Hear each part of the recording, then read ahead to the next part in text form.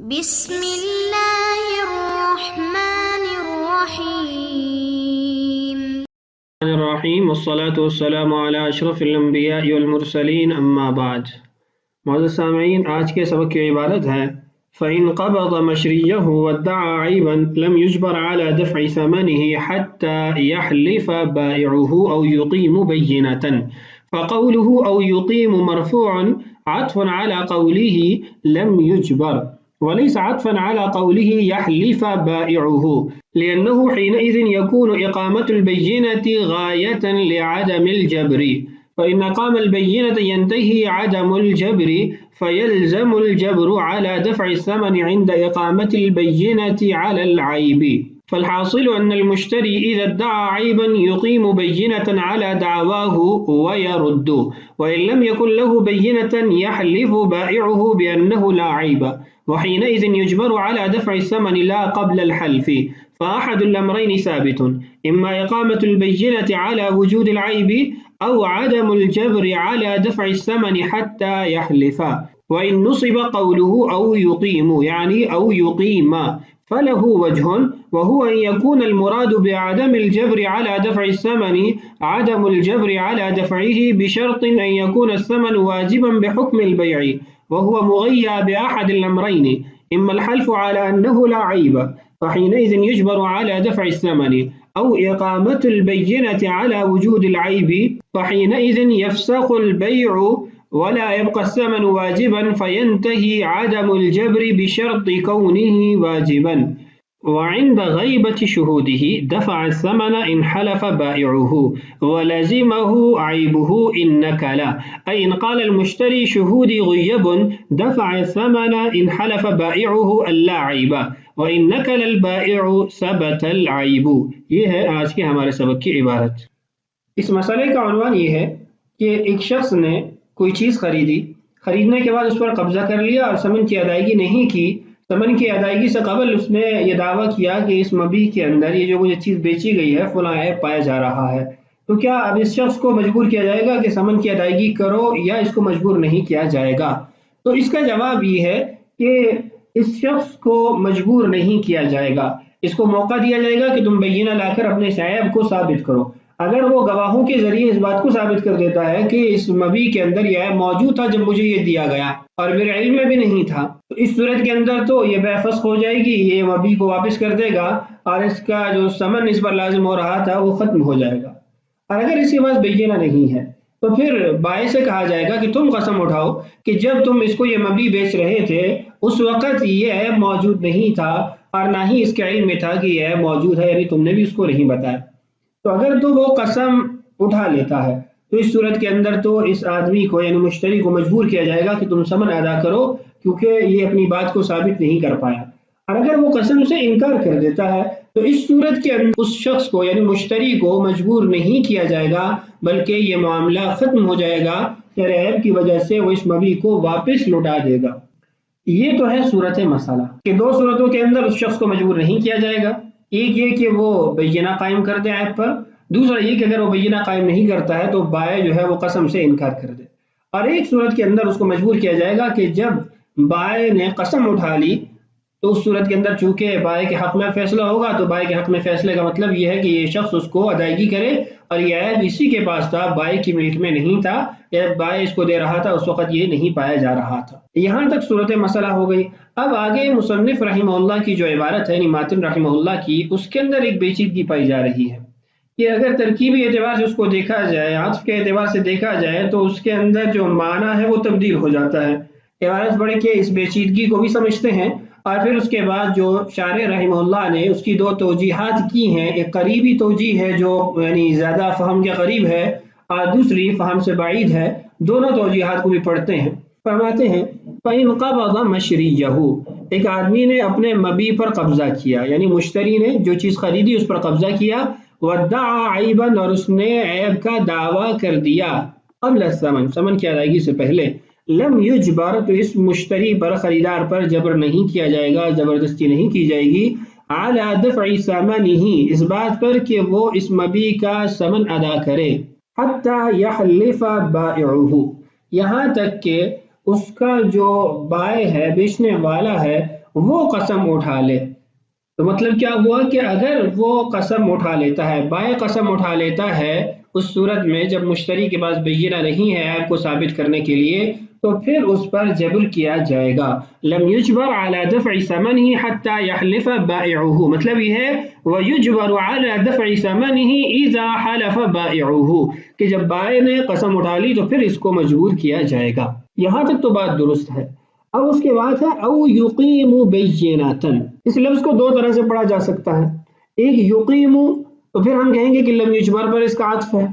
اور دوسرا یقیم تو پھر کہا جائے گا کہ حتیٰ پر اس کا عطف ہے، چونکہ حتیٰ اپنے ماں بعد کو فتحہ دے گا، اس کے ماں بعد جو کلمہ ہے وہ منصوب ہوگا، تو یہ یقیمہ ہو جائے گا. اگر تو یقیم یعنی اس کو مرفوع پڑھا جائے پھر تو مسئلہ کوئی نہیں ہے، بس اتنا فرق پڑے گا کہ تقدیم تاخیر ہو گئی ہے. تقدیم تاخیر کا مطلب یہ ہے کہ یقیم بینہ پہلے ہونا چاہیے تھا، چونکہ عمل میں پہلے بینہ لی جاتی ہے، اور حتی یحلف بائعہ یہ بعد میں ہونا چاہیے تھا، چونکہ جب بینہ نہیں ہوتی تو پھر قسم لی جاتی ہے مدعا علیہ سے. اگر آپ اس کو یقیم پڑھتے ہیں تو اس صورت کے اندر صرف تقدیم تاخیر کا مسئلہ ہوگا کہ یقیم بینہ یہ پہلے ہونا چاہیے تھا اور یحلف بائعہ یہ بعد میں ہونا چاہیے تھا، چونکہ ان دونوں کا جو محل ہے یا ترتیب ہے وہ جیسے میں عرض کر رہا ہوں ویسے. مزید اس کی تفصیل آگے عبارت کے اندر خود توجیہ میں صاحب کتاب انشاءاللہ ذکر کرتے ہیں، وہاں پر آپ اس کی تفصیلات دیکھ لیں گے. دوسری بات یہ ہے کہ اگر آپ کہتے ہیں او یقیم بینۃً تو معنی میں خرابی لازم آتی ہے. خرابی کیا لازم آتی ہے؟ آپ یوں کہہ رہے ہیں لم یجبر علی دفع ثمنہ حتی یقیم بینۃً، کہ مشتری کو مجبور نہیں کیا جائے گا ثمن کی ادائیگی پر یہاں تک کہ وہ بینہ قائم کر دے. تو مطلب کیا ہوا کہ اگر وہ بینہ قائم کرتا ہے تو پھر اس کو مجبور کیا جائے. تو یہ تو بات الٹ ہوگی کہ اگر وہ بینہ قائم کرتا ہے پھر تو اس کے حق میں فیصلہ ہونا چاہیے. اس کے حق میں فیصلہ یہ ہے کہ مبی اس سے لے کر اس کو ثمن کی جو اس پر لازم ہوتا ہے اس کو ختم کر دینا چاہیے، جبکہ ہم یہ کہہ رہے ہیں کہ اگر وہ بینہ قائم کرتا ہے تو پھر اس کو مجبور کر دیا جائے. تو یہ معنی کی خرابی ہے، کیونکہ حتیٰ تو غایت بیان کرنے کے لیے آتا ہے نا. جیسے ہم کہتے ہیں لا آکل حتیٰ تاکل، میں اس وقت تک نہیں کھاؤں گا جب تک تم نہیں کھاتے. تو مطلب یہ ہے کہ جب تم کھاؤ گے پھر میں کھاؤں گا. تو یہاں پر بھی ایسے ہی ہوگا کہ اس کو مجبور نہیں کیا جائے گا ثمن کی ادائیگی پر یہاں تک کہ وہ بینہ قائم کر دے. مطلب یہ ہے کہ اگر بینہ قائم کی پھر اس کو مجبور کریں تو یہ تو معنی مقصود ہی نہیں ہے. تو اس لیے او یقیمہ کی صورت کے اندر یہ اشکال لازم آتا ہے، جس کی ایک توجیہ بعید توجیہ آگے مصنف ذکر کریں گے، اس کو وہاں پر پڑھتے ہیں. اب عبارت کی طرف آئیے. فقولہ، ماتن رحمہ اللہ کا جو کہنا ہے او یقیم، یہ جو کلمہ ہے او یقیم یہ مرفوع ہے، اس پر ضمہ ہے، عطف علی قولہ، اس کا عطف جو ہے وہ لم یجبر پر ہو رہا ہے. ولیس عطفا علی قولہ، اس کا عطف جو ہے وہ اس قول پر نہیں ہے، یحلف بائعہ، یعنی او یقیم بینۃً پڑھیں گے اور اس کا جو عطف ہوگا وہ لم یجبر علی دفع ثمنہ پر ہوگا، اس کو حتی یحلف بائعہ پر عطف نہیں کریں گے. کیوں؟ لأنہ حینئذ، اس لیے کہ اس وقت یکون اقامت البینہ، بینہ کا قائم کرنا یہ غایت ہوگا لعدم الجبر، جبر نہ ہونے کا، یعنی اس کو آپ جبر نہ کرے یہاں تک کہ وہ بینہ قائم کر دے. فإن اقام البینہ ینتہی عدم الجبر، جب اس نے بینہ قائم کر دی تو وہ آپ کہہ رہے ہیں کہ جبر ختم ہو گیا. فیلزم الجبر، تو اس کے بعد اس شخص پر پھر زبردستی کرنا لازم آئے گا عند اقامت البینۃ علی العیب، جب اس نے عیب پر بینہ قائم کر دی. یہ حتی یحلف بائعہ او یقیم بینۃً، میم پر جب آپ فتحہ پڑھیں گے تو یہ پریشانی لازم آئے گی، یہ اشکال لازم آئے گا کہ کوئی آپ یہ کہہ رہے ہیں کہ جبر نہ کرنا اس کی انتہا اور غایت یہ ہے کہ وہ بینہ قائم کر دے. مطلب یہ ہے کہ بینہ قائم کی تو پھر آپ جبر کریں، تو یہ معنی مقصود نہیں ہے، یہ معنی غلط ہو جائے گا. فالحاصل، خلاصہ یہ ہے ان المشتری کے خریدار اذا ادعى عیبا، جب اس نے عیب کا دعویٰ کیا، یقیم بینۃ علی دعواہ، اب وہ اپنے اس دعویٰ پر بینہ قائم کرے گا. یہ صورت مسئلہ واضح کر رہے ہیں. وَيَرُدُّ، اور پھر اس کو اگر وہ بینہ قائم کر دیتا ہے تو اس کو یہ حق ہوگا کہ وہ اس مبی کو واپس کر دے. وَإِن لَمْ يَكُنْ لَهُ بَيِّنَةٌ، اور اگر اس کے پاس بینہ نہیں ہے، گواہی نہیں ہے، یحلف بائعہ، تو اس کا بائع بیچنے والا وہ قسم اٹھائے گا کہ بھئی یہ موجود نہیں تھا جس وقت آپ نے مجھ سے لیا، بِأَنَّهُ لَا عَیبَ، وحینئذ تو اس صورت کے اندر یجبر علی دفع الثمن اس شخص کو مجبور کیا جائے گا، یعنی جس صورت میں اس کے پاس بینہ نہیں اور اس کے فریق مخالف نے بائیں نے مدعا علیہ نے قسم اٹھا لی تو اس کو پھر جبر کیا جائے گا علی دفع الثمن ثمن کی ادائیگی پر، لا قبل الحلف حلف سے پہلے قسم سے پہلے اس کو مجبور نہیں کر سکتے۔ فاحد الامرین ثابت دو میں سے ایک کام تو ہوگا، اما اقامت البینۃ علی وجود العیب یا تو وہ عیب کے پائے جانے پر بینہ قائم کرے یعنی مشتری، او عدم الجبر علی دفع الثمن حتی یحلف یا پھر اس کو مجبور نہ کیا جائے ثمن کی ادائیگی پر یہاں تک کہ بائع قسم اٹھا لے۔ دو ہی امر ہو سکتے ہیں، دو ہی کام ہو سکتے ہیں، وجود عیب پر وہ بینہ قائم کرے، اپنی جان چھڑائے اور چیز اس کو واپس کر دے، اور دوسرا یہ کہ اگر اس کے پاس بینہ نہیں ہے تو جب تک بائع قسم نہیں اٹھاتا تو اس کو مجبور نہ کریں ثمن کی ادائیگی پر۔ اب ہے دوسری توجہ، یہ تو تھی پہلی توجہ اور اس کے اندر صورت مسئلہ کو جو واضح کیا گیا۔ دوسری توجہ ہے وَإِن نُصِبَ قَوْلُهُ اگر آپ نصب دیتے ہیں، فتحہ دیتے ہیں، او یقیمو کو مطلب آپ او یقیمہ پڑھتے ہیں، فَلَهُ وَجْهٌ تو اس کی بھی ایک یعنی جہت نکل سکتی ہے، ایک معنی اس کا بھی بن سکتا ہے۔ وہ معنی کیا ہوگا؟ وَهُوَ اور وہ یہ ہے يَكُونَ الْمُرَادُ بِعَدَمِ الْجَبْرِ عَلَى دَفْعِ الثَّمَنِ کہ عدم جبر نہ کرنا، زبردستی نہ کرنا ثمن کی ادائیگی پر، اس کا مطلب یہ ہوگا عدم الجبر علی دفعہ بشرط ان یکون الثمن واجبا بحکم البیع، تو اس کا مطلب یہ ہوگا کہ اس کو مجبور نہ کریں اس شرط پر یا اس طریقے پر کہ ثمن اس پر بیع کی وجہ سے، بیع کے حکم کی وجہ سے واجب ہے۔ وہو مغیّر بأحد الامرین اور یہ جبر نہ کرنا اس کی جو غایت ہوگی وہ دو میں سے ایک چیز ہوگی، اما الحلف علی انہ لا عیب ایک یہ کہ وہ قسم اٹھائے کہ اس میں عیب نہیں ہے، فحینئذ یجبر علی دفع الثمن تو واضح ہے اس صورت کے اندر آپ اس کو مجبور کریں گے کہ اب ثمن کی ادائیگی کرو، او اقامت البینۃ علی وجود العیب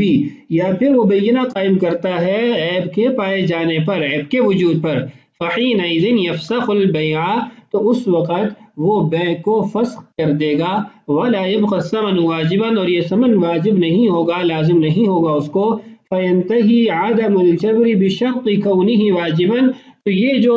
زبردستی نہ کرنے کی غایت تھی یہ ختم ہو جائے گی اس شرط سے کہ وہ اس پر پہلے واجب تھی۔ اس توجیہ کا خلاصہ یہ ہے کہ مشتری کو بھی بیع کے حکم کی وجہ سے ثمن کی ادائیگی لازم ہو رہی تھی۔ بیع کے حکم کی وجہ سے کیسے اس کو ثمن لازم آ رہی تھی کہ جب اس کا حق مبیع میں ثابت ہوا، اس کے پاس قبضے میں موجود ہے تو اس کا تقاضا یہ ہے کہ جو ثمن ہے وہ بائع کے لیے متعین ہونا چاہیے، اس لیے کہ اس کا جو مبیع ہے وہ اس کی ملک میں ہے، تو اس کی ملک میں جو ثمن ہے اس میں اس کا استحقاق ہونا چاہیے، اس کا ثمن طے ہونا چاہیے، لیکن جب عیب کا دعویٰ کیا تو یہ استحقاق رک گیا، عدم الجبر لازم آیا کہ آپ اس کو زبردستی نہ کریں، اور زبردستی نہ کرنا یہ کب تک ہے؟ یہ اس کے بینہ قائم کرنے تک، یا پھر وہ بینہ قائم نہیں کرتا تو جو بائع ہے وہ قسم اٹھا لے تو پھر اس کو مجبور کیا جائے۔ یہ جو بائع قسم اٹھائے گا تو واضح ہے۔ اب رہ جاتی ہے بات اس کی کہ جس کے اندر ہم نے کہا کہ یہ بینہ قائم کر دے اس وقت تک اس کو آپ مجبور نہ کریں، تو جب تک یہ بینہ قائم نہیں کرتا اس کو مجبور نہیں کیا جائے، جب بینہ قائم کی تو اب تو یعنی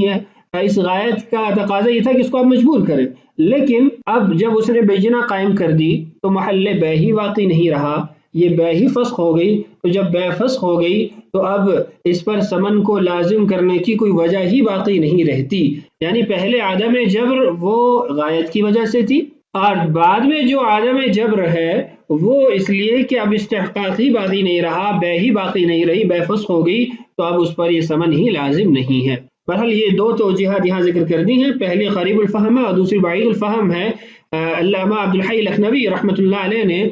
حاشیہ ہدایہ کے اندر 6 توجیہات اس کی ذکر کی ہیں، اگر آپ تفصیلات دیکھنا چاہیں، مزید اس کو مطالعہ کرنا چاہیں تو آپ اس کو علامہ عبدالحی لکھنوی رحمۃ اللہ علیہ کا ہدایہ پر جو حاشیہ ہے اسی عبارت کے تحت اس کو دیکھ سکتے ہیں۔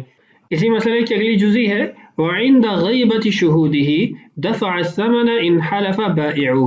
کہ جب مشتری نے دعوی عیب کیا اور پھر اس کو کہا گیا کہ تم بینہ سے اپنی اس بات کو ثابت کرو، تو اس نے کہا کہ میرے گواہ تو ہیں لیکن یہاں موجود نہیں ہیں، ان کو آنے میں وقت لگے گا، دن لگیں گے، تو کیا بائے اب اس صورت کے اندر انتظار کرے گا یا اس کے حق میں ابھی فیصلہ کیا جائے گا؟ فرماتے ہیں کہ جب وہ یہ کہے کہ میرے گواہ غائب ہے، موجود نہیں ہے، دفع الثمن، اس سے کہا جائے گا کہ تم ابھی تو قیمت ادا کرو، ان حلف بائعہ، اگر اس کا بائع جو ہے وہ قسم اٹھا لیتا ہے۔ مطلب یہ ہے کہ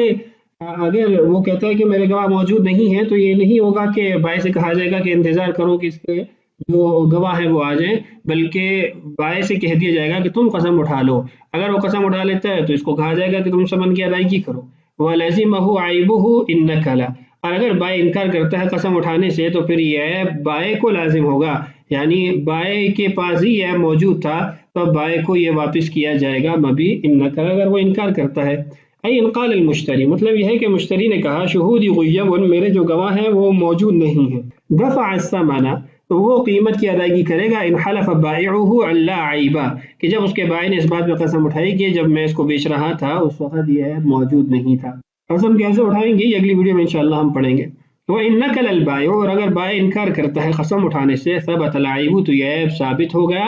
فرد المشتری المبیع الیہ، تو مشتری جو ہے وہ اس کو یہ مبیع واپس لوٹا دے گا اور جو اس کا استحقاق ثمن تھا وہ ختم ہو جائے گا۔ تو بہرحال خلاصہ اس مسئلے کا یہ ہے، اگر وہ کہتا ہے کہ میرے گواہ موجود نہیں ہے تو پھر بائع قسم اٹھائے، اگر بائع قسم نہیں اٹھاتا تو یہ بائع کو لازم ہو جائے گا۔ تو یہ تھا آج کا ہمارا سبق، بقیہ مسائل آنے والی ویڈیوز میں پڑھتے رہیں گے۔ اللہ تعالیٰ سے دعا ہے اللہ تعالیٰ ہمارے لیے اسباق کی تکمیل آسان فرمائے، اللہ تعالیٰ ہم سب کا حامی و ناصر ہو۔ السلام علیکم ورحمۃ اللہ وبرکاتہ۔